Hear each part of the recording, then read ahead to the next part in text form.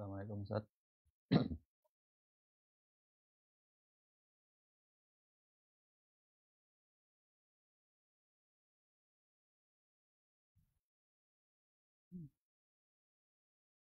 Udah, kita Assalamualaikum mulai. Ustaz. Waalaikumsalam warahmatullahi wabarakatuh. Kita mulai Ustaz ya. Ya, yuk kita mulai.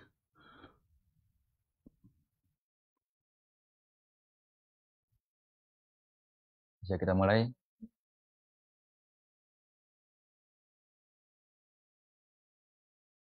Fadal akhi, bisa dibuka akhi. Bismillah. Nana ada masalah koneksi sedikit ya. Maafkan. Dengar suara ya? Punya anak sudah lancar ya. Antum dengar suara nggak? Bisa dengar Anak nggak? dengar. Anak dengar. Ah, tayyib. Fadal Punya dimulai. anak sudah lancar ya. Insyaallah. Nah, kita mulai. Bismillahirrahmanirrahim. Assalamualaikum warahmatullahi wabarakatuh. Waalaikumsalam warahmatullahi. Alhamdulillah. Hamdan katsiran thayyiban mubarakan fi. Kama yuhibbu rabbuna wa yardah. Asyhadu an la ilaha illallah wahdah. Wa asyhadu anna Muhammadan abduhu wa rasuluhu. Amma ba'd. Allahumma anfa'na bima 'allamtana wa 'allimna ma yanfa'una wa zidna ilma. Ya, kami ucapkan terima kasih jazakumullahu khairan kepada Ustaz Nizar hafizahullah taala dan juga kepada tim yang ada di studio ya. Waktu yang telah diluangkan untuk hadir dalam majelis ilmu kita ini.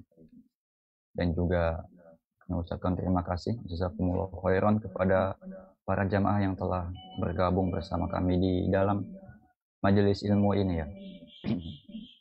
Semoga apa yang kita kerjakan sekarang ini selalu diberkahi oleh Allah Subhanahu wa taala.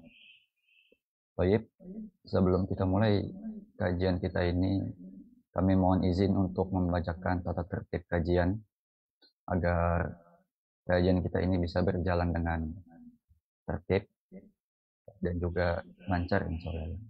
Yang pertama, adab-adab majelis ilmu online, yaitu ikhlas karena Allah semata. Kemudian semangat dan mencatat faedah-faedah yang didapat. Jadi mohon disiapkan alat tulisnya ya. Kemudian menyimak dengan tenang dan penuh perhatian. Kemudian saat kajian dimohon para jemaah untuk mikrofonnya di mute dan kameranya di off ya. Kemudian untuk sesi tanya jawab, untuk yang ikhwan itu bisa langsung raise hand. Setelah diizinkan bisa langsung menyampaikan pertanyaannya atau bisa melalui chat kepada admin tanya ya. Untuk akhwat juga untuk pertanyaannya hanya melalui chat ya, dikirimkan via chat kepada co-host yang bernama admin tanya itu saya sendiri. Kemudian selanjutnya menjaga adab saat bertanya. Ini mendoakan Ustadz, bertanya jika ada materi yang kurang jelas, dan pertanyaan yang sesuai tema akan kami dahulukan. Ya, tanpa memperpanjang kalam lagi, insya Allah kajian kita akan dimulai. Waktu dan tempat kami persilahkan kepada Ustadz Nizar. Tafadhol. Bismillah, Assalamualaikum warahmatullahi wabarakatuh. Alhamdulillah, hamdan tayyiban mubarakan fi. Salatu wassalamu ala rasulillah wa ala alihi wa sahbihi wa mawalah amma ba'd. Para ikhwah akhwat sekalian, kita melanjutkan kajian kita dari kitab Al-Usul Ats-Tsalatsah atau Tsalatsatu Usul. Selesai pada ayat penjelasan dari surat Al-Asr, kemudian penjelasan dari ungkapan Imam Asy-Syafi'i rahimahullahu ta'ala, kemudian penjelasan dari pernyataan Imam Al-Bukhari rahimahullahu ta'ala. Ya, silakan dibaca, dilanjutkan bacaannya.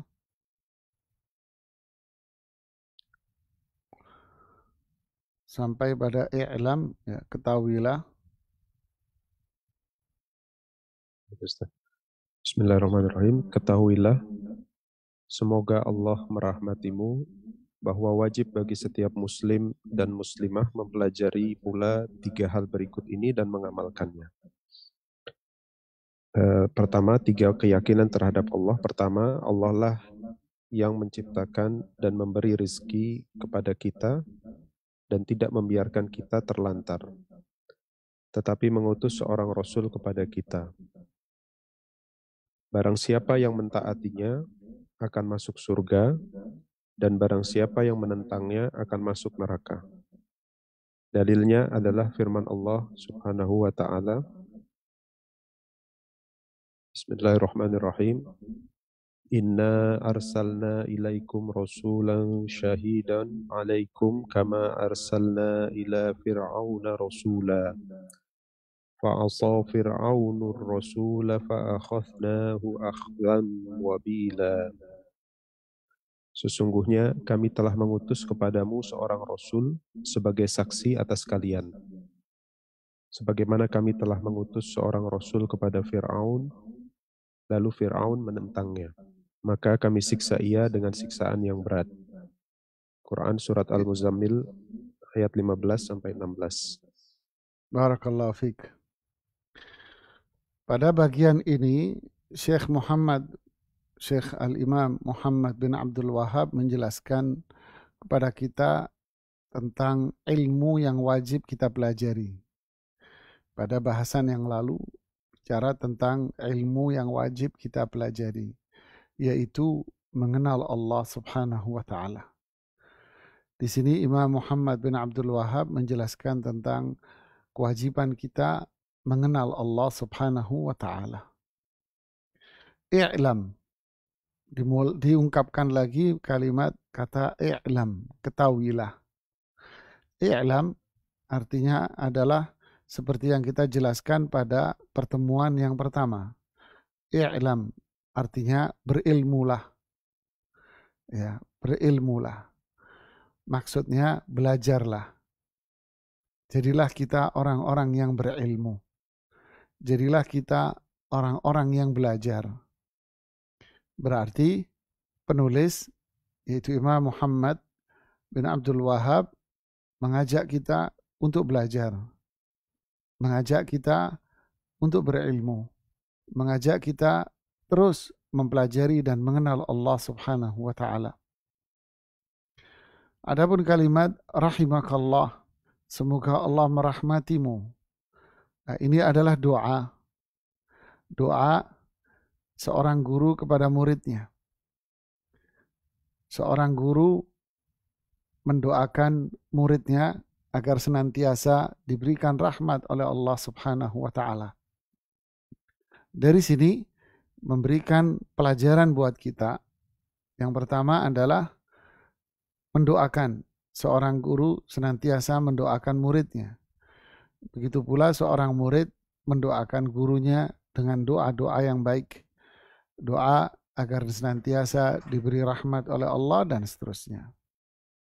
Yang kedua, memberikan makna talatuf, memberikan makna sebuah adab yang sangat lembut bagi seorang guru kepada muridnya.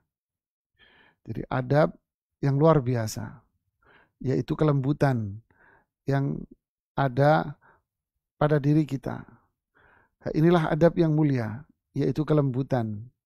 Ma yakunu rifqu fi syai'in illa syanah. Tidaklah kelembutan itu ada pada sesuatu, melainkan sesuatu itu akan menjadi indah. Cobalah lihat ketika ada seorang murid yang salah, yang terjadi pada kehidupan Rasulullah SAW. Dia kencing di pojok masjid. Lalu para sahabat bersikap rada keras dengannya. Lalu Rasulullah SAW justru menunjukkan kelembutannya. Biarkanlah dia sampai menyelesaikan hajatnya dia. Jadi dibiarkan kencing sampai selesai. Lalu Rasulullah SAW menyuruh para sahabat setelah itu untuk membersihkannya. Begitu pula seseorang yang baru masuk Islam, lalu dia sholat, lalu dia berbicara di tengah-tengah sholat. Rasulullah SAW menunjukkan kelembutannya di situ. Disinilah sebuah adab dari seorang yang alim. Rahimakallah. Semoga Allah merahmati Anda. Anda di sini adalah murid yang membaca. Jadi sikap kelembutan yang luar biasa. berarti jauh dari ungkapan-ungkapan yang menyudutkan, mencela dan mencaci. Ya, makanya Rasulullah SAW mengatakan, man la yarham la yurham. Siapa yang nggak punya rasa kasih sayang, nggak sayang, ya Allah nggak sayang sama dia. Ya, berarti apa? Al jaza min jinsil amal. Balasan itu sesuai dengan amalannya. Kalau kita menyayangi sesama manusia, maka Allah akan sayang. Kemudian manusia juga akan sayang sama dia. Fayadha'u lahu qabulan hasanan. Maka Allah akan jadikan dia seseorang yang bisa diterima oleh masyarakat. Tapi kalau sifat keras, kasar, mencela, mencerca, justru hasilnya apa? Akan dijauhi oleh masyarakat. Wa in kunta faddan ghalidhal qalbi wa in kunta faddan ghalidhal qalbi lan faddu min haulik. Jika kamu itu bersikap keras dan kasar, maka orang akan lari dari diri Anda. Laisal mu'minu bita'an walal la'an walal fahish walal badhi. Orang Islam itu bukanlah orang laisal mu'minu bita'an, suka mengucapkan kata-kata yang menyudutkan orang lain. La'an, mencela. Walal fahish, kata-kata yang kotor. Walal badhi, ungkapan-ungkapan kata-kata yang kotor, menghina, mencela. Ini bukanlah orang yang beriman. Jadi sebuah adab yang luar biasa dari yang disampaikan oleh seorang yang alim. Kemudian beliau mengatakan wajib bagi kita. Nah, ini kata wajib sudah kita jelaskan maknanya, bahwa ini adalah perintah Allah yang bersifat keharusan. Ya, bisa keharusan pada individu dan bisa pada kelompok. Ya. Individu berarti setiap orang.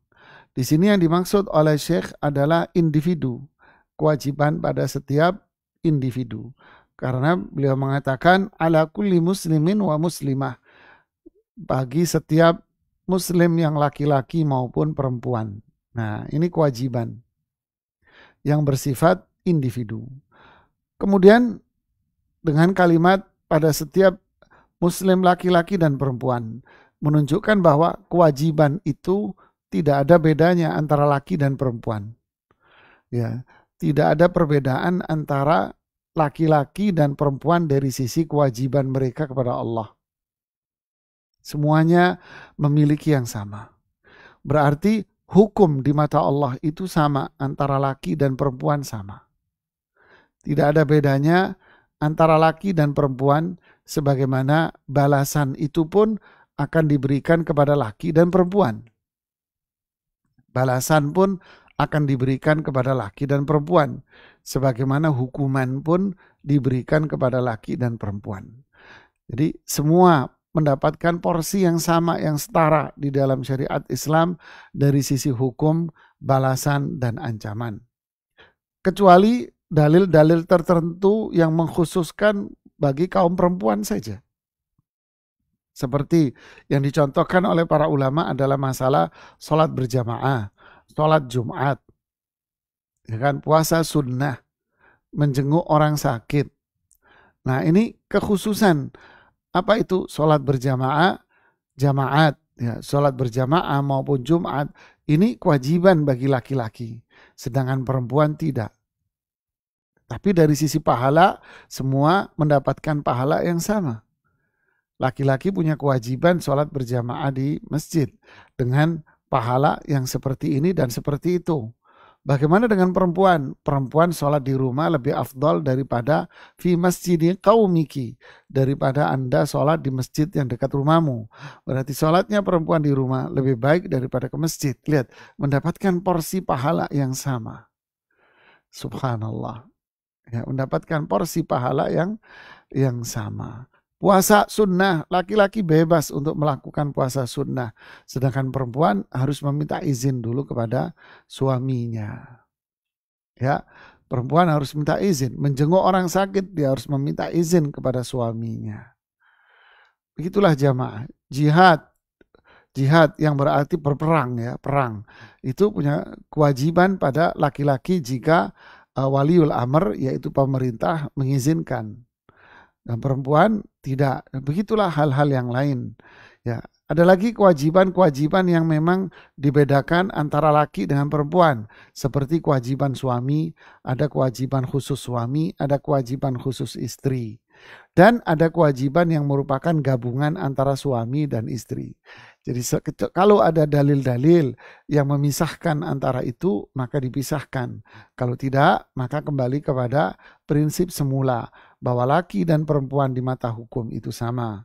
Laki dan perempuan di mata balasan janji itu sama, dan begitu pula ancaman. Mempelajari 3 permasalahan belajar dan mengamalkan. Nah, ini berarti kembali kepada prinsip yang di depan. Berarti kita punya kewajiban untuk belajar dan kita punya kewajiban untuk mengamalkan apa yang kita pelajari. Nah, bahasan yang pertama ini berkaitan dengan mengenal Allah. Bahasan yang pertama ini berkaitan dengan mengenal Allah. Penulis rahimahullah mengatakan annallaha khalaqana. Allah yaitu zat yang memiliki nama-nama yang mulia, memiliki asmaul husna, zat yang memiliki sifat-sifat yang mulia, zat yang hanya kepadanya ibadah itu ditujukan, khalaqana. Nah, di sini disebutkan khalaqana, yang menciptakan kami, yang kedua memberikan rezeki kami, yang ketiga tidak membiarkan manusia itu hamala. Apa itu? Bebas mutlak, tanpa aturan. Ya, ada 3 komponen di sini. Mengenal Allah. Siapakah Allah itu? Allah adalah zat khalaqana, yang menciptakan kami. Apa yang dimaksud dengan kata mencipta? Ya, yang dimaksud dengan kata mencipta. Mencipta dalam bahasa Arab itu artinya menjadikan sesuatu itu ada dari tidak ada. Mencipta itu artinya menjadikan sesuatu itu ada dari tidak ada. Berarti sebelumnya tidak ada, lalu Allah menjadikan itu ada. Ini namanya mencipta. Nah, di dalam Al-Quran Allah menamakan dirinya dengan Al-Khaliq. Al-Khaliq berarti nama Allah subhanahu wa ta'ala. Setiap nama Allah mengandung sifat. Ya, setiap nama Allah mengandung sifat. Berarti sifatnya apa? Mencipta. Berarti sifat Allah mencipta. Berarti sisi hukumnya apa? Berarti sisi hukumnya adalah Allah lah yang menjadikan semua yang ada di alam ini. Yang awalnya tidak ada menjadi ada. Hanya Allah yang melakukannya. Bagaimana skemanya?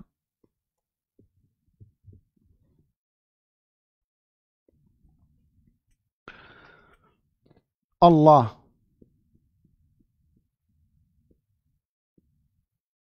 namanya, nama Allah Al-Khaliq.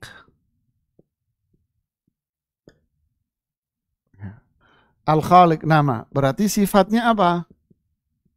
Berarti sifat. Ingat, kaidahnya adalah, kaidahnya jamaah, setiap nama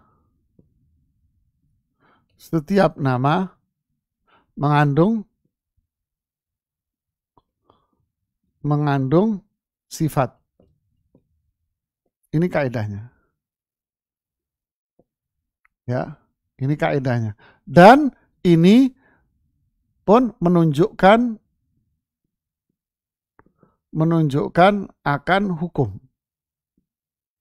Ini menunjukkan akan hukum. Nah, ini kaidah yang kedua lagi. Oke, kita terapkan sekarang yang ini. Nama Allah Al-Khaliq. Berarti sifatnya Al-Khalqu. Al-Khalqu. Apa artinya? Yaitu mencipta. Nah, berarti apa hukumnya? Berarti hukumnya apa? Berarti Allah menjadikan semuanya ada dari tidak ada. Artinya berarti di sini maknanya semua yang di alam itu awalnya apa? Tidak ada. Lalu Allah yang menjadikan ada. Nah, pahami itu. Makanya Syekh di sini mengatakan Allah khalaqana. Allah yang menciptakan kita. Ya Allah yang menciptakan kita. Nah, kenapa? Lah ini alurnya. Karena Allah punya nama Al-Khaliq. Ya, Allah punya nama Al-Khaliq. Ya. Al-Khaliq. Berarti sifatnya apa? Al-Khalqu. Al-Khalqu. Nah, hukumnya, inilah hukumnya. Allah menjadikan semuanya ada dari tidak ada. Berarti semua yang ada di alam itu awalnya tidak ada. Kemudian lalu Allah yang menjadikannya ada. Berarti tidak ada di alam ini sesuatu yang ada dengan sendirinya. Berarti tidak ada di alam ini sesuatu pun yang ada dengan sendirinya. Yang ada dengan sendirinya. Ya, atau yang disebut selalu diungkap dalam ilmu pengetahuan alam itu adalah ada karena sebuah proses alami. Nah, berarti kan ada dengan sendirinya. Ya, ada karena sebuah proses alami. Contoh kita dulu belajar ilmu pengetahuan alam. Hujan itu dari mana datangnya? Nah, disebutkanlah di situ hujan itu datang dari kumpulan awan yang hitam. Kumpulan awan hitam ini berasal dari apa? Dari cairan di bumi yang disedot, kemudian terjadilah gumpalan-gumpalan awan hitam. Kemudian setelah itu bergeser dan turunlah air lagi ke bumi, disedot lagi. Seakan-akan semua ini adalah proses, memang itu sebuah proses, tapi proses ini ada dengan sendirinya. Ya, ada dengan sendirinya. Kenapa terjadi gempa gempa tektonik, ya, gempa yang ada di lapisan laut umpama. Mereka selalu mencari sebuah sebab. Apa itu? Oh, karena cincin bumi yang berupa gunung-gunung yang membentuk sebuah cincin bumi, terjadi pergeseran. Maka pergeseran inilah mengakibatkan terjadinya tsunami dan sebagainya, wallahu alam. Jadi seakan-akan mereka ingin mengatakan bahwa gempa, hujan dan sebagainya itu terjadi karena terjadi dengan sendirinya, karena memang sebuah proses alam. Ini yang diajarkan dalam ilmu pengetahuan alam. Nah, coba pelajaran matematika itu, pelajaran IPA, pelajaran sains itu diajarkan sebelum bicara tentang sebab. Ya, sebab masalah sendiri, tapi dimasukkan. Kenapa hujan itu terjadi? Secara prinsip dasar bahwa Allah lah yang menurunkan hujan. Bagaimana caranya Allah menurunkan hujan? Allah menurunkan hujan dengan kehendak Allah. Bisa jadi panas turun hujan, bisa jadi mendung turun hujan, bisa jadi gelap turun hujan, bisa jadi gelap gak turun hujan. Kehendak Allah. Tapi secara ilmu pengetahuan prosesnya begini. Nah, inilah sebuah bahasa yang berdasarkan iman, jamaah. Harusnya begitu.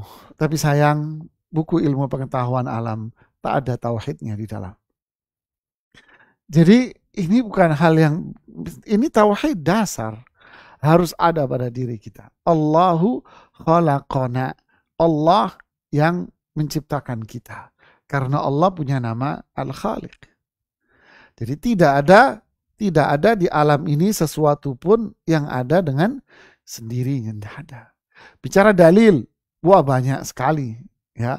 Bicara dalil banyak sekali yang menunjukkan bahwa Allah lah yang menciptakan semua yang ada di alam semesta. Contoh di surat Al-An'am pada ayat yang kedua.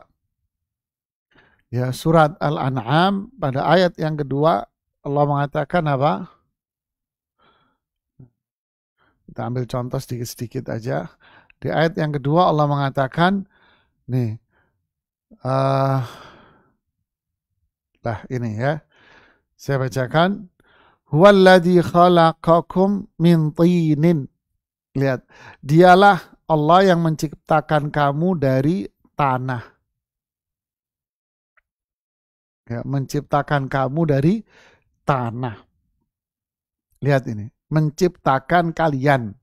Dialah, yaitu Allah, menciptakan kalian dari tanah. Tsumma qada ajala. Setelah menciptakan, Allah tentukan ajalnya. Wa ajalum musamma indahu. Dan ajal yang sudah ditentukan itu hanya Allah saja yang tahu. Hanya Allah yang tahu. Tsumma antum tamtarun. Kemudian kalian meragukan hari kebangkitan, hari kiamat. Jadi ayat ini menjelaskan bahwa manusia itu pada aslinya diciptakan dari apa? Dari tanah. Manusia yang mana ini? Yang pertama kali Nabi Adam alaihi salatu wassalam. Lalu setelah Adam, maka manusia diciptakan dari apa? Dari setetes air mani. Nah, gitu kan kronologinya. Nabi Adam diciptakan dari tanah liat yang berwarna hitam. Kemudian setelah itu ayat-ayat menyebutkan manusia itu diciptakan dari apa? Dari nutfah, dari setetes air mani. Kemudian terjadilah pembuaian, ya.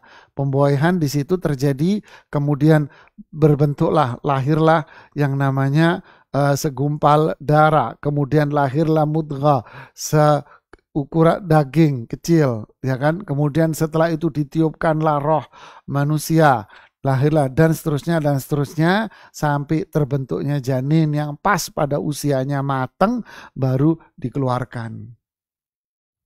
Allah yang menciptakan semua itu. Allah yang ciptakan semuanya. Binatang juga begitu, mengalami proses. Ada yang langsung melahirkan, ya, seperti manusia lahir langsung ada, ya kan. Kambing, terus apa? Ayam enggak, kambing, sapi, onta dan sejenisnya ini semua. Ya, saya nggak tahu istilahnya dalam ilmu biologi, ini melahirkan. Ada lagi yang mereka melahirkannya lewat telurnya. Ya, lewat telurnya dia melahirkannya. Begitulah Allah menjadikan alam ini dari tidak ada menjadi ada. Tanaman Allah ciptakan. Wa anzalna 'alaihil ma'a fahtazzat warabat. Lalu Allah turunkan air dari langit, kemudian biji-biji yang awalnya bulat-bulat di dalam tanah itu sudah mulai merekah kembali dan pecah, lalu tumbuhlah dia tanaman-tanaman. Ya, sayuran, buah-buahan, ya. Allah tumbuhkan dengan diturunkannya air. Sebagaimana manusia juga dimasukkan air ke dalam rahim si perempuan, perempuannya juga ada airnya, campurnya air perlaki dengan air perempuan, maka lahirlah manusia. Tanaman diturunkan air, lalu tumbuhlah biji-bijian. Binatang, air jantan masuk ke betina, lahirlah janinnya. Innamal ma'u minal ma'i, air itu dari air. Begitulah Allah menciptakan yang ada di alam semesta ini. Subhanallah, ya. Tidak ada di alam semesta ini sesuatu yang ada dengan sendirinya. Pahami ini, yakini, ya. Kemudian setelah itu apa? Warazaqona. Lalu penulis mengatakan warazaqona, dan Allah ngasih rezeki kami. Ngatur, Allah atur kita. Habis diciptakan, lalu diapain? Dikasih rezeki sama Allah. Coba lihat di surat Al-A'la. Apa buka surat Al-A'la dari ayat yang pertama. Subhanallah ya. Surat Al-A'la.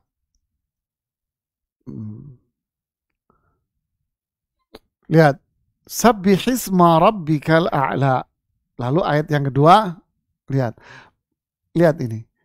Sabbihisma rabbika. Bacalah tasbih atas nama Rabb yang maha tinggi. Siapa Rabb ini? Perhatikan ayat yang keduanya. Alladzi khalaqa fasawwa. Subhanallah. Dialah zat ya. Dialah zat alladzi khalaqa fasawwa. Dialah zat yang mencipta dan menyempurnakan ciptaannya sesuai dengan bentuk masing-masing. Manusia diciptakan oleh Allah dengan bentuk yang sangat sempurna. Binatang diciptakan oleh Allah dengan bentuk sempurna dalam habitatnya. Begitu pula yang lain. Alladzi khalaqa fasawwa. Dialah Allah yang menciptakan. Rabb yang maha tinggi itu, dia pertama disebutkan Rabb. Ar-Rabbu, nama dari Allah. Yang maha tinggi, berarti Allah itu tinggi. Zatnya tinggi, sifatnya tinggi, perbuatannya tinggi di atas. Zatnya tinggi di atas arsy, sifat perbuatannya tinggi, tidak ada yang sama dengan Allah. Kemudian setelah itu apa? Zat inilah yang menciptakan kita dengan sempurna. Lalu setelah itu, nah makanya Syekh Muhammad Abdul Wahab mengatakan yang menciptakan kita dan ngasih rezeki. Lihat di ayat yang ketiga, walladzi qaddara fahada. Dan dia sudah tentukan rezekinya, kadarnya semua dikasih tahu jamaah. Ketika janin di perut ibunya yang tadi diciptakan oleh Allah, kemudian sampai pada bulan yang keempat ditiupkan rohnya. Habis ditiupkan rohnya, apa? Allah kasih jatah rezekinya, budgetnya berapa. Sampai dia wafat sudah Allah tentukan. Ya, subhanallah. Inilah keagungan dan kebesaran Allah subhanahu wa ta'ala. Innallaha huwa razzaqu dzul quwwatil matin. Allah lah ar-razzaq yang memberikan rezeki maha perkasa. Qul man yarzuqukum minas sama'i wal ardi qulillah. Katakan siapa yang ngasih rezeki kalian di langit-langit dan di bumi. Katakan dialah Allah subhanahu wa ta'ala. Qul man yarzuqukum minas sama'i wal ardi. Katakan siapa yang ngasih rezeki kalian di langit dan di bumi. Amma yamliku sam'a wal absar. Siapa yang memiliki telinga dan pandangan kita. Siapa yang menghidupkan orang mati? Siapa yang mematikan orang yang hidup? Semuanya itu adalah Allah yang mengatur semua urusan. Subhanallah. Orang-orang musyrik dahulu pun faham ini. Siapa yang ngasih rezeki kalian? Allah. Siapa yang menciptakan Ka'bah? Allah. Wala in sa'altahum man khalaqas samawati wal ard. Jika kalian nanya kepada Abu Jahal, Abu Lahab, siapa yang menciptakan Allah? Menciptakan kalian. Siapa yang menciptakan alam semesta? Siapa yang ngasih rezeki? Allah subhanahu wa ta'ala. Inilah Allah subhanahu wa ta'ala. Berarti dari sini bisa kita fahami apa? Tidak ada satu makhluk pun yang diciptakan oleh Allah pasti rezekinya dijamin. Kita terapkan di konsep yang di atas ini. Ketika nama, sifat, hukum. Kita ganti yang ini.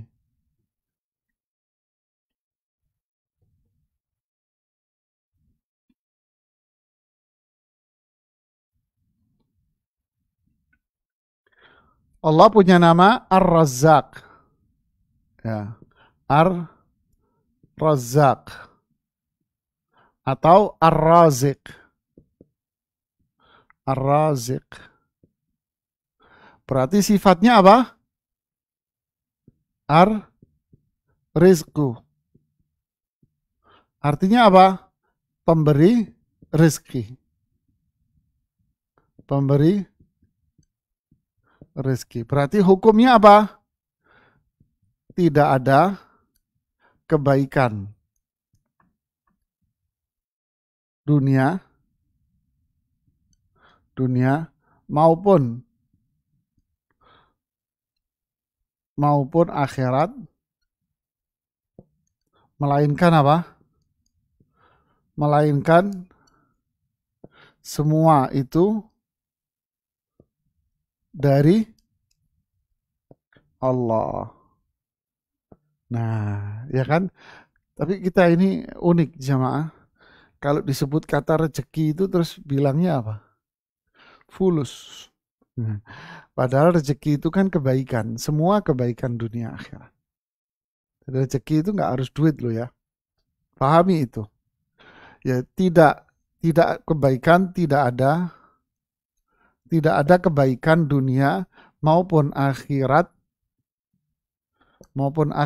melainkan semua itu dari Allah.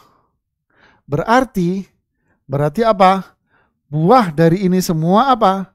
Berarti buahnya apa? Buahnya adalah mintalah. Nah, mintalah apa? Rezeki hanya kepadanya.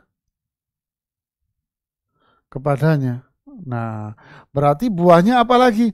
Berarti semua kebaikan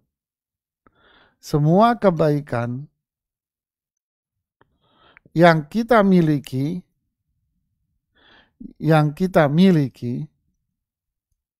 atau yang ada pada diri kita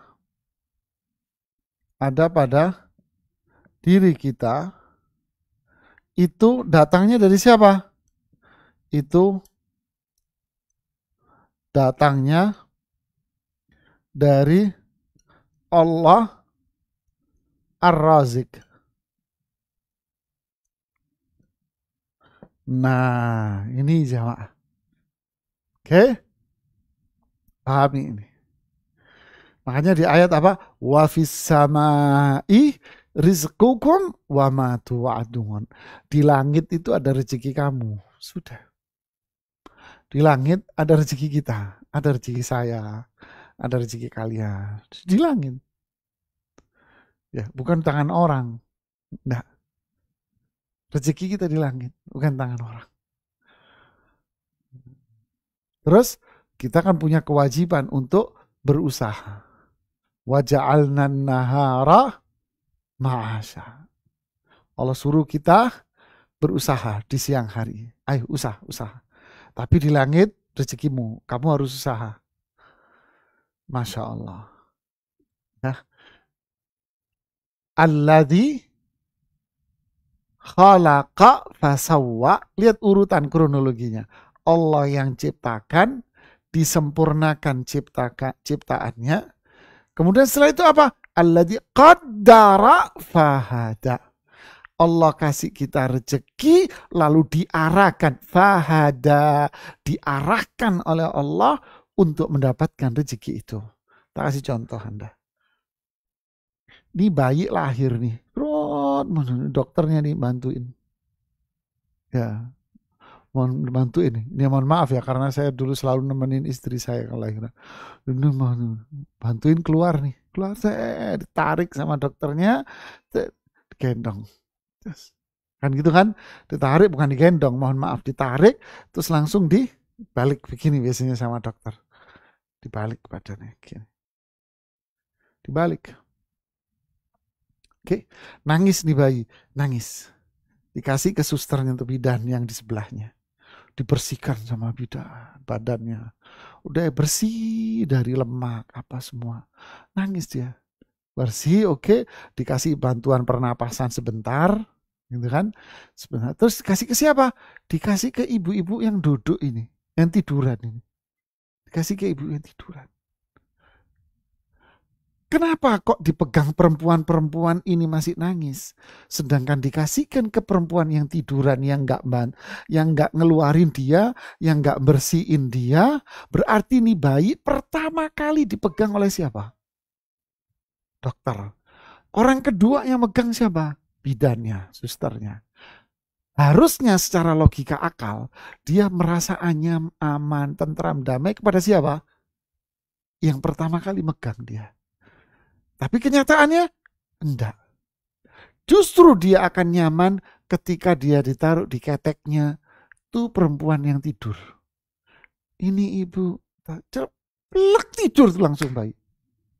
Bayi yang baru lahir itu langsung tidur di dadanya nih ibu. Bu, susuin bu ya. Nggak lama dia melek matai, langsung nyari sendiri. Kusrek. Pas di salur bidikannya dia, pluk tepak di situ. Nggak salah tuh. Nggak salah. Pas dia di posisi itu. Nggak salah jempolnya tuh ibu yang diisep, atau tangannya diisep, atau tuh hidung tuh ibu diisep. Enggak. Kok pas yang itu diisep ya, mohon maaf ya. Pas di situnya yang diisep jamaah. Sudah begitu apa? Pandai dia ngisep. Pintar. Sampai pabrik-pabrik itu bikin alat ngisep seperti ini orang ngisep. Alladzi qaddara fahada. Allah yang ngasih dia rezeki, diarahkan sama Allah. Ini loh nak tempat ngisepmu. Gini caranya nak. Allahu Akbar. Kambing lahiran. Kan sambil berdiri kok kambing lahirannya. Ngengkang begini ya. Lahir terus brol gitu kan jatuh. Jatuh. Udah dia beberapa menit itu dibawa tuh kambing. Berapa menit dibawa, terus setelah itu dia bangun sendiri. Kuprok, bangun tuh kambing. Terus bangun, nyari apa? Susu. Padahal di situ itu ada kambing. Kok nggak ketuker? Ayo coba pikirin. Kok yang dituju itu ini yang ngelahirin saya? Kok nggak ketuker jamaah? Sudah tahu ini betinanya, ini ibunya, kemudian pas yang dituju apa? Susunya ibunya. Belum, kok nggak ketuker jempolnya? Ayo coba pikirin. Pas dia nuju ke situ, terus langsung satu kali tujuan. Alladzi qaddara fahada. Inilah Allah khalaqana, yang nyiptain kita, yang ngasih rezeki kita. Walam yatrukna hamala. Allah tidak akan biarin kita ini bingung tersesat jamaah. Coba kita nih baru pertama kali ke satu kota. Nah, nanti kalian kan tinggal di Dubai, Abu Dhabi. Orang pertama kali pergi ke Abu Dhabi. Pertama kali ke Emirat. Sendirian. Mau transit. Apa yang terjadi? Puyeng jamaah. Ini kan tahu, masuk bandara Dubai. Waduh, kayak kota sendiri. Mana ini boardingnya? Mana tempat transit? Walaupun ada ya tulisan-tulisan. Bingung celinga, kayak orang hilang. Kata orang Jawa Timur kayak orang hilang. Bingung, muter, ngelihat sana, ngelihat sini. Terkadang kita harus nanya, ya, apalagi terus nggak bisa bahasa Arab, ya umpamanya. Nggak bisa bahasa Inggris, nggak bisa bahasa Arab. Bingung deh. Tulisannya Arab semua, Inggris semua. Katanya sekarang ada bahasa Jawa gitu ya di Abu Dhabi atau di Dubai. Jadi begitulah, kita bingung. Tapi coba ini semuanya.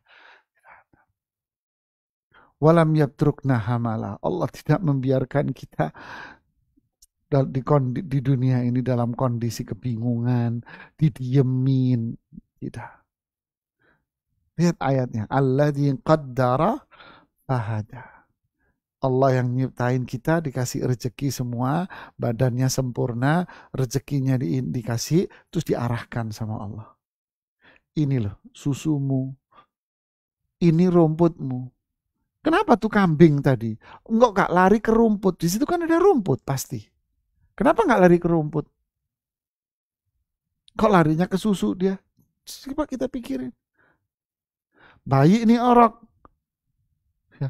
Kenapa kok dia nggak minta bubur aja? Kok ke susu? Kok tahu di sini makanannya dia, ini makanannya dia? Kok tahu?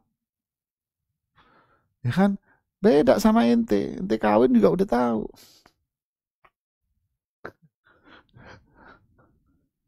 Subhanallah ya, subhanallah.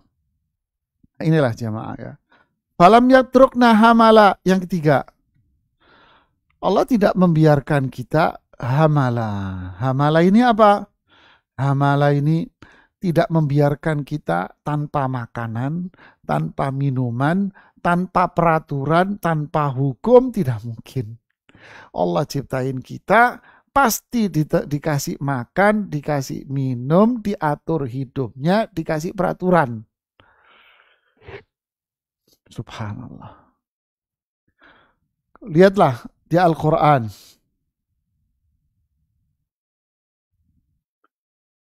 Yang menarik ini di surat Al-Waqi'ah ayat 63-70. Coba dibukain surat Al-Waqi'ah.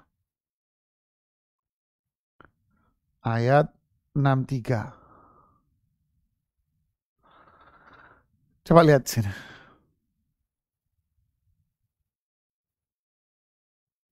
Afara'aytum ma tahruthun a antum tazra'unahu am nahnu zari'un. Ya. Afara'aytum ma tahruthun, coba terangkanlah kepadaku tentang apa yang kamu tanam, tanaman-tanaman itu yang kamu. A antum tazra'unahu am nahnu zari'un. Kalian yang nanam atau kami yang ngasih, yang membukakan. Memang iya kalian yang jadi petaninya, tapi Allah yang membukakan rezeki itu buat kalian. Dimudahkan sama Allah. Lau nasya'u laja'alnahu khutaman fadhaltum tafakkahun. Kalau kami kehendaki, benar-benar kami jadikan dia kering dan hancur.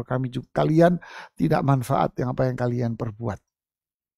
Nggak manfaat apapun yang kalian perbuat. Kalau kami berkehendak kering, tapi tidak. Allah sudah arahkan semuanya untuk manusia. Antum anzal inna lamughramun bal nahnu mahrumun. Sesungguhnya kami benar-benar menderita kerugian. Bal nahnu mahrumun. Afara'aitumul ma'alladhi tashrabun. Cobalah lihat air yang kalian minum. Antum anzaltumuhu minal muzni, bawahnya. Antum anzaltumuhu minal muzni am nahnul munzilun. Lagi, apakah kami yang menurunkan air itu dari langit? Menurunkan air dari langit, mengeluarkan air dari perut bumi. Apakah kami? Ya tentulah Allah subhanahu wa ta'ala. Jadi kita ini sudah dimudahkan jamaah. Lam yatrukna hamalah. Allah tidak akan membiarkan kita hidup habis diciptakan tanpa rezeki. Tidak. Kemudian di surat Al-Mu'minun ayat 115. Juga Allah mengatakan. Ya, Al-Mu'minun ayat 115. Afa hasibtum annama khalaqnakum abatha. Apakah kamu mengira bahwasanya kami menciptakan kamu hanya main-main saja? Kamu dibiarkan begitu saja? Enggak ditanggung, enggak diatur sama Allah? Tidak. Allah yang menciptakan, Allah yang ngatur kita. Ngatur itu apa? Dikasih makannya, dikasih rezekinya, kebutuhan pokoknya dipenuhi. Ya, kebutuhan pokoknya dipenuhi. Lalu apa? Hukumnya juga Allah tentukan. Di surat Al-Qiyamah ayat 36 juga sama. Surat Al-Qiyamah ayat 36. Lihat tuh. Ayakhsabul insanu ayyutraka suda. Apakah manusia mengira bahwa akan dibiarkan begitu saja? Kata Imam Syafi'i, tanpa ada perintah dan larangan. Tidak, bukan hanya sekedar makanannya, kebutuhan pokoknya yang dipenuhi. Apakah mereka mengira bahwa mereka juga dibiarkan tanpa perintah dan larangan? Tidak. Ya, tidak. Allah Ar-Razzaq ngasih rezeki kalian. Juga Allah yang menentukan semua hukum dengan penuh sifat bijaksananya, hikmah. Allah yang menentukannya. Al-Hakim itu nama Allah. Sama terapkan dengan skema yang di atas. Al-Hakim nama Allah. Berarti sifatnya apa? Hikmah. Berarti hukumnya apa? Allah menentukan semuanya ini dengan sifat hikmah. Baik yang berkaitan dengan alam semesta, rezeki dan semua kebaikan, maupun berkaitan dengan hukum syar'i. Manusia diciptakan pasti dikasih perintah dan larangan. Tidak mungkin manusia dibiarkan begitu saja. Sudah begitu saja, nggak ada perintah, nggak ada larangan. Terus atasnya coba lihat tsumma kana 'alaqatan yang di ayat 37-nya. Ya. Alam yakun nutfatan min maniyyin yumna. Nah, diingatkan lagi kepada penciptaannya. Dulu kamu ini enggak ada. Bukankah dia dahulu setetes air mani yang tumpah? Tuh kan. Dulu kamu enggak ada. Allah yang bikin kamu ada. Diingatkan kembali ini manusia. Faja'ala minhu zawjaini. Thumma kana 'alaqatan fakhalaqa fasawwa. Tuh kan. Lihat nih. Kemudian mani itu menjadi segumpal darah, lalu Allah menciptakannya dan menyempurnakan manusia. Subhanallah. Faja'ala minhu zawjaini dzakara wal untha. Lalu lahirlah jenis laki dan jenis perempuan. Manusia diciptakan, dikasih rezeki, alam semesta ini untuk manusia. Mata'an lakum wali an'amikum. Semua ini adalah kenikmatan kalian dan binatang semua. Kemudian apa? Allah pun tentukan perintah dan larangannya. Tidak mungkin manusia ini hidup tanpa perintah dan tanpa larangan. Makanya Syekh setelah itu melanjutkan apa? Bal arsala ilaina rasulah. Ya, kembali ke tulisan dari Syekh tadi. Bal arsala ilaina rasulah. Ya, apa itu? Mana? Nana atasnya itu. Ya. Tetapi mengutus seorang rasul kepada kita. Ya, bal arsala ilaina rasulah. Allah utus kepada kita apa? Rasul. Untuk apa? Memberitahukan kepada kita mana larangan dan mana perintah. Ini tugas Rasul. Yatlu alaihim ayatihi. Laqad mannallahu alaikum idh ba'atha fikum rasulan min anfusikum. Allah telah memberikan karunia kepada kalian. Apa bentuk karunia-Nya? Allah mengutus kepada kalian seorang rasul dari jenis kalian sendiri. Apa tugasnya? Yatlu alaikum ayatihi wa yuzakkikum wa yu'allimukumul kitaba wal hikmah. Membacakan kepada kalian ayat-ayat Al-Quran. Membacakan kepada kalian petunjuk-petunjuknya. Dibacakan ayat-ayat Quran. Lalu membersihkan jiwa dan hati kalian dari syirik dan akhlak-akhlak tercela. Dan mengajarkan kepada kalian bagaimana caranya berbuat, berbicara, bagaimana perintah Allah dan mana larangan Allah. Inilah tugas Rasul, mengajarkan kepada kita bagaimana caranya bertauhid, bagaimana caranya kita beribadah, bagaimana caranya kita mengetahui mana perintah dan mana larangan, mana halal dan mana yang haram. Inilah Rasul. Faman ata'ahu dakhalal jannah. Siapa yang taat kepada Rasul ini, dia akan masuk surga, dan siapa yang tidak taat berarti dia masuk neraka. Begitulah, tidaklah setiap umat pasti akan diutus seorang apa? Rasul. Dan Allah jadikan Muhammad bin Abdullah bin Abdul Muttalib bin Hashim bin Abdi Manaf itu adalah nabi dan rasul yang terakhir buat seluruh umat manusia sampai hari kiamat nanti. Berarti semua manusia yang hidup setelah itu dan di zaman Rasulullah Sallallahu Alaihi Wasallam, baik di masa Rasulullah maupun setelah Rasulullah SAW wafat, mereka semua wajib taat mengikuti Rasulullah Sallallahu Alaihi Wasallam. Belajar apa yang diajarkan oleh Rasulullah SAW kepada kita. Mana yang dilarang, mana yang diperintahkan, wajib kita pelajari. Siapa yang mentaati masuk surga, siapa yang menyelisihi Rasulullah SAW berarti dia bakal masuk neraka. Ini adalah prinsip dasar jamaah. Siapa yang taat kepada Rasulullah Sallallahu Alaihi Wasallam, dia masuk surga. Yang nggak mau taat sama Rasulullah SAW masuk neraka. Prinsip sederhana. Saya pengen masuk surga, kenali Allah dulu, tauhid. Ya, saya pengen masuk surga, berarti kenali Allah dulu. Taati Rasulullah Sallallahu Alaihi Wasallam, pasti masuk surga. Di sini Syekh menggunakan dalil, yaitu surat Al-Muzammil yang tadi inna arsalna ilaikum rasula. Tunggu kami telah mengutus kepadamu seorang rasul. Syahidan alaikum, yang akan menjadi saksi kepada kalian. Yang dimaksud di sini adalah Nabi Musa. Rasulullah Sallallahu Alaihi Wasallam kepada kita. Dan Rasulullah akan menjadi saksi bahwa beliau sudah menyampaikan semuanya dan sudah mengajarkan semua wahyu Allah kepada umatnya. Tapi jangan sampai kalian ini kayak Fir'aun dan kaumnya. Allah utus kepada mereka Nabi Musa, tapi ternyata mereka tidak mau taat kepada Allah dan Rasulnya. Kama arsalna ila fir'auna rasula, sebagaimana kami utus kepada Fir'aun itu seorang rasul, yaitu Nabi Musa alaihi salatu wassalam. Fa'asa fir'aunur rasul. Ternyata Fir'aun itu menyelisihi Rasul Nabi Musa. Fa'akhadnahu akhdaw wabila.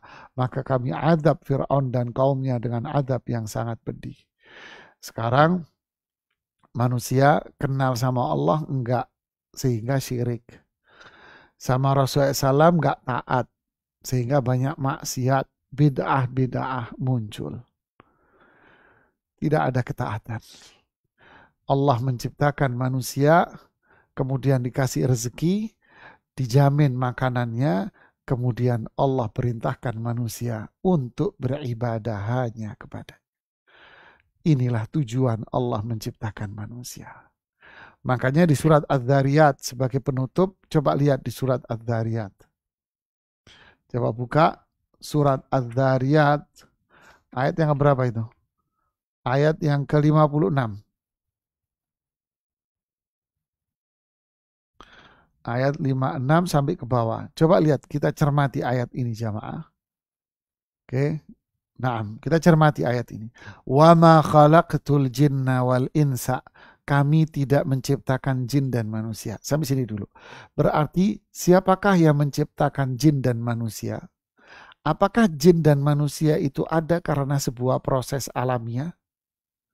Tidak. Di sini dikatakan kami yang menciptakan jin dan manusia. Allah yang menciptakan jin dan manusia. 2. Apakah Allah menciptakan jin dan manusia itu dengan penuh, artinya setelah mereka diciptakan, mereka dibiarkan saja bebas hidup di dunia dengan sesuka hati, enjoy your life, nikmati hidup Anda dengan penuh kebebasan? Ternyata tidak. Allah menciptakan jin dan manusia itu dengan sebuah tujuan, illa liya'budun, untuk ibadah kepada Allah. Bagaimana caranya kita beribadah? Kan belum tahu kita cara ibadah kepada Allah. Gimana caranya? Allah utus Rasulullah Sallallahu Alaihi Wasallam mengajarkan kepada kita bagaimana caranya kita beribadah kepada Allah. Allah utus kepada kita Rasulullah SAW mengajarkan kepada kita bagaimana caranya kita bertauhid kepada Allah, mengesahkan Allah Subhanahu Wa Taala. Ini tujuan. Lalu Allah mengatakan selanjutnya, ma uridu minhum min rizqin wa ma uridu an yut'imun. Saya tidak menghendaki rezeki dari manusia, dari makhluk ini, dan tidak menghendaki supaya mereka memberi makan aku. Tidak. Saya tidak mengharapkan upah dan rezeki dari mereka. Justru apa yang terjadi di ayat 58-nya, innallaha huwar razzaqu dzul quwwatil matin. Saya yang kasih rezeki kalian. Allahu Akbar. Berarti semua makhluk yang diciptakan oleh Allah dengan surat Al-A'la tadi, habis diciptakan sempurna oleh Allah, dikasih rezeki. Semua manusia dikasih rezeki, makan, minum, sandang, pangan, papan, dikasih semua sama Allah. Tapi manusia yang beribadah kepada Allah, bertauhid kepada Allah, mentaati Rasulullah SAW, menjalankan tujuan utama Allah menciptakan dia, yaitu ibadah tauhid, taat kepada Rasulullah SAW, rezeki yang Allah berikan kepada dia jauh lebih mulia daripada rezeki manusia yang gak mau taat. Kata Imam Ibnu Katsir rahimahullah mengomentari ayat ini, 3 ayat ini apa? Berarti kunci rezeki yang halal, kunci rezeki yang berkah itu apa? Ibadah dan bertauhid kepada Allah. Saya ulangi. Imam Ibnu Katsir mengatakan apa? Berarti dari 3 ayat ini di surat Dzariyat, kunci rezeki yang halal, kunci rezeki yang berkah apa? Liya'budun, ibadah dulu. Yaitu apa? Tauhid, jangan berbuat syirik. Illa liya'budun berarti maknanya taati Rasulullah SAW yang mengajarkan kepada kita cara ibadah yang benar. Inilah prinsip jamaah. Mengenal Allah yang pertama. Bagian pertama. Apa itu? Allah menciptakan kita. Allah yang jamin rezeki kita. Allah menentukan perintah dan hukum kepada kita. Yaitu apa? Tauhid dan ibadah. Melalui siapa? Melalui Rasulullah Sallallahu Alaihi Wasallam. Jadi fokuslah kita dengan ini. Rezeki ya cari, tapi semakin kita bertauhid dan ibadah, rezeki kita akan dijamin oleh Allah Subhanahu wa Ta'ala. Jangankan manusia yang mulia, binatang saja itu dijamin rezekinya. Tumbuhan saja, rezekinya tumbuhan itu dijamin oleh Allah.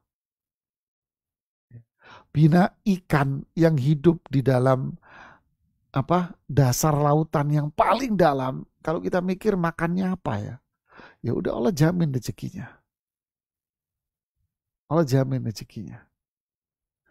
Apalagi kita manusia yang lebih mulia dari binatang. Apalagi hamba Allah itu beribadah dan taat kepada Allah. Rezekinya lebih berkah, lebih baik. Inilah prinsip tauhid yang harus kita tanam dalam jiwa kita, jemaah. Ya, barakallahu fik. Ini yang bisa kita sampaikan. Nanti kita lanjutkan pada bagian yang kedua. Ya, bagian yang kedua. Silakan kalau ada pertanyaan yang ingin disampaikan.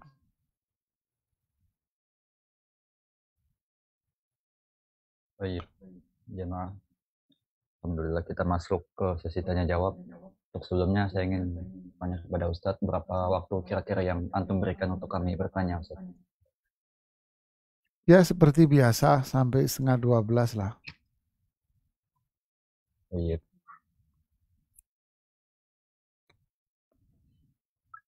Pertanyaan dari Yuniarti Bandung.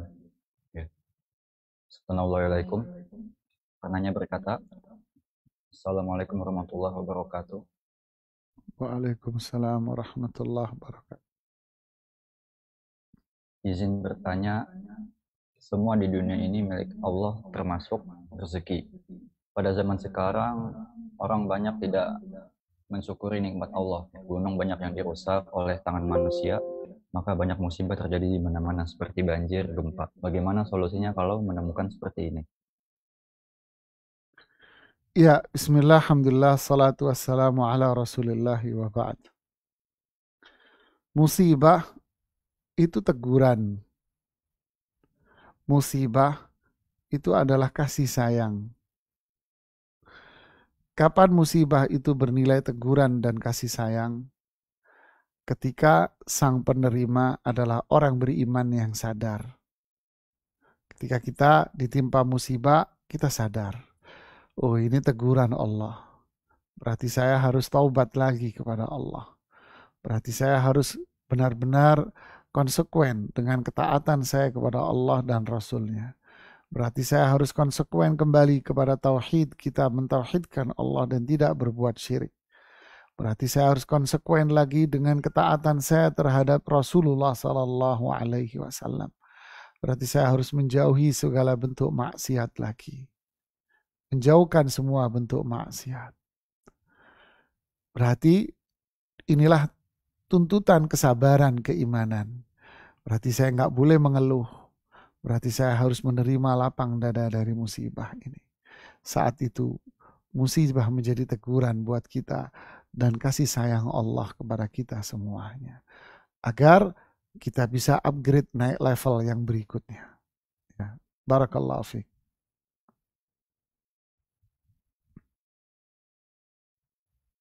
Jazakallahu khairan. Pertanyaan selanjutnya dari hamba Allah. Penanya berkata, Assalamualaikum Ustadz. Waalaikumsalam warahmatullahi.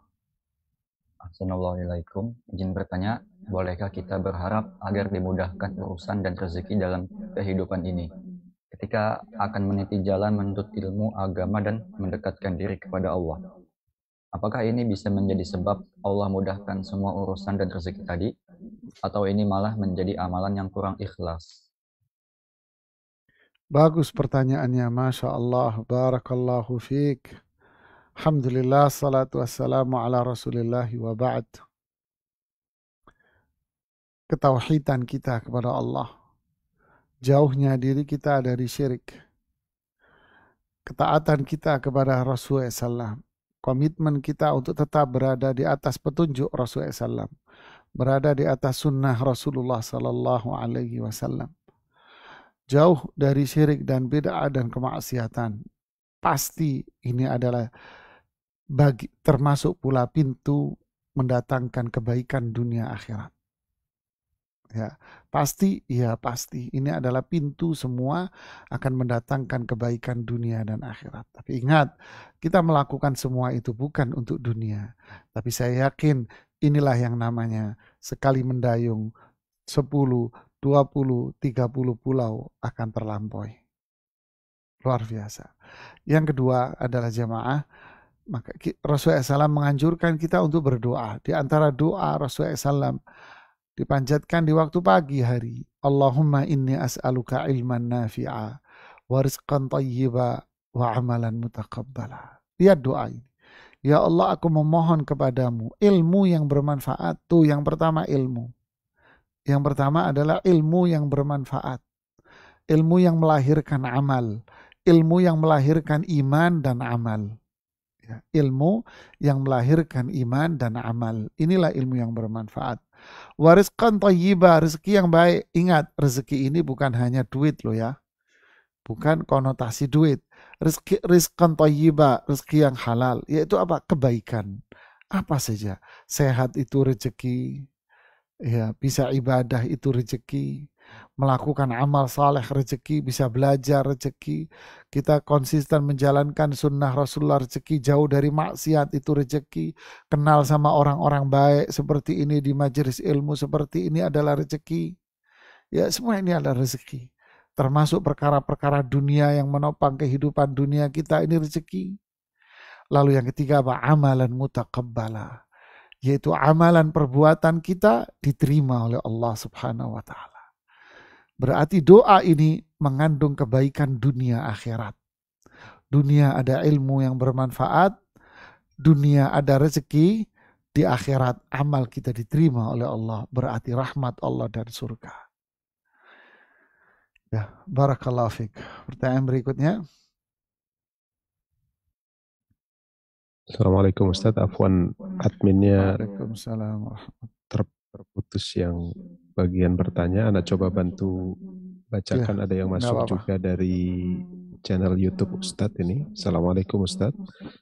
Waalaikumsalam warahmatullahi. Mohon maaf agak di luar tema. Pertanyaan dari Akhi Nanang Triyono. Bolehkah kita berhenti melakukan semua rutinitas sedekah dikarenakan untuk melunasi hutang terlebih dahulu? Barakallahu fiik. Ya, bismillah, alhamdulillah, salatu wassalamu ala Rasulillah ba'd. Bagus ini pertanyaan dari saudara kita Anang ini, Masya Allah, barakallahu fiik. Terkadang memang kita terkena dilematis seperti ini ya. Income pendapatannya terbatas, utangnya gede, ya kan. Akhirnya timbullah pertanyaan, bolehkah saya nggak sedekah dulu untuk bayar utang?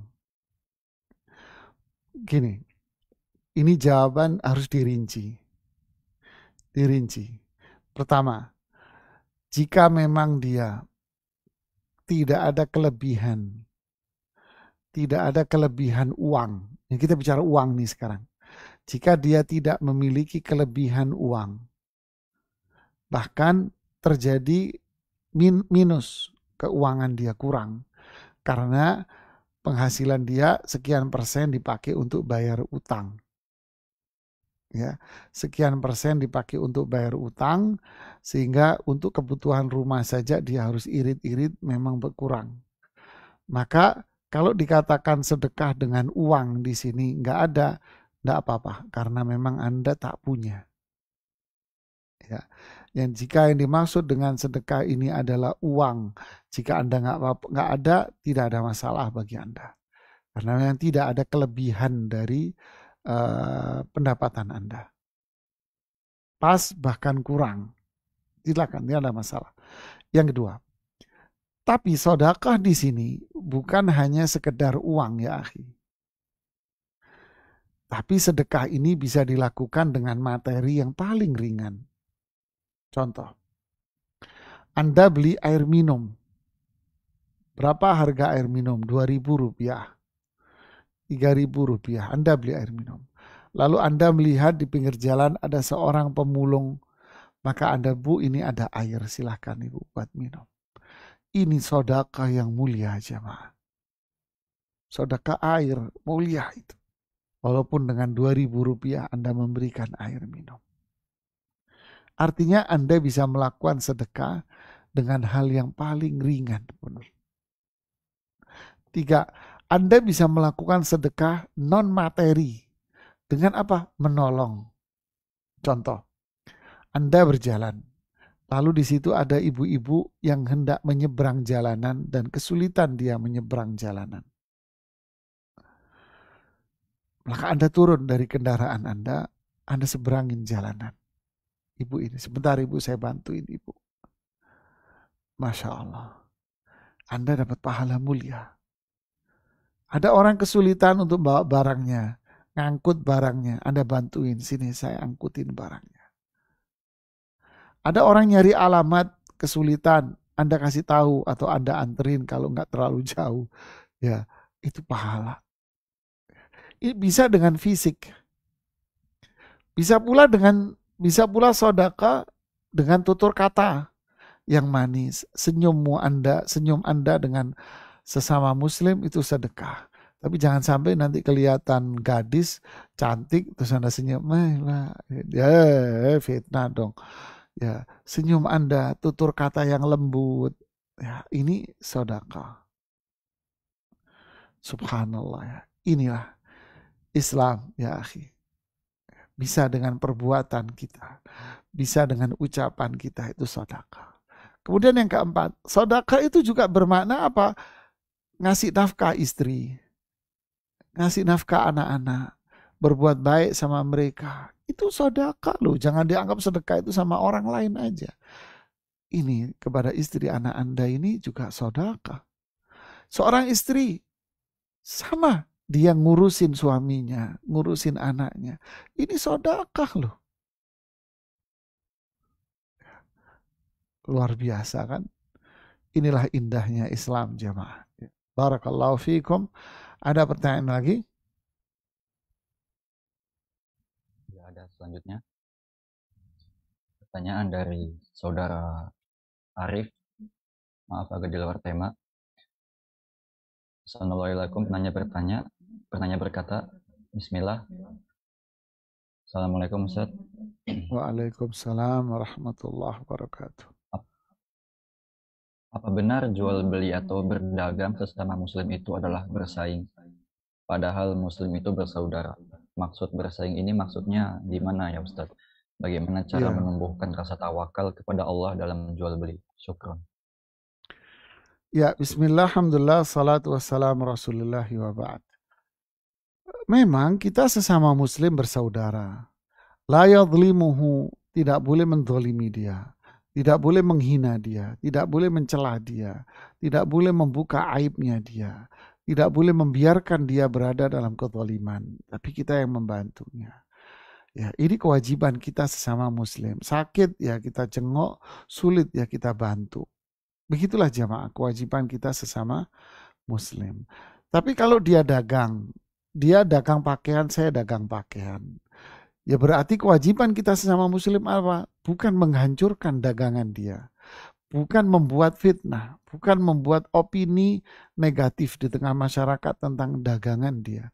Apa? Biarkan dia berdagang dan saya pun akan berdagang dengan baik. Tanpa harus menghancurkan dagangan dia, tanpa harus menjelek-jelekkan dagangan dia. Saya dagang dengan baik, dia pun dagangan dengan baik. Hitungan perdagangan adalah ayo kita berlomba-lomba. Sisi apa? Saya akan jual pakaian yang kualitasnya lebih baik dari kamu. Tidak apa-apa, tapi tanpa menjelek-jelekkan. Wah, kualitas dia itu. Saya mau jual yang lebih baik kualitasnya dari dia. Boleh, boleh. Wah, harganya dia sekian. Saya akan turunin harga saya. Dia jual 100.000, Anda jual umpama 98.000. Saya akan jual 95.000. Boleh, Bu, enggak apa-apa, dagang sah saja. Tapi jangan jelek-jelekin, Pak, jangan beli di situ. Itu kualitasnya jelek itu. Udah jelek mahal lagi, enggak boleh, jangan. Bersaing-saing yang sehat, ya. Sah-sah aja dalam persaingan dagang yang sehat. Wallahu a'lam bishawab. Ada lagi?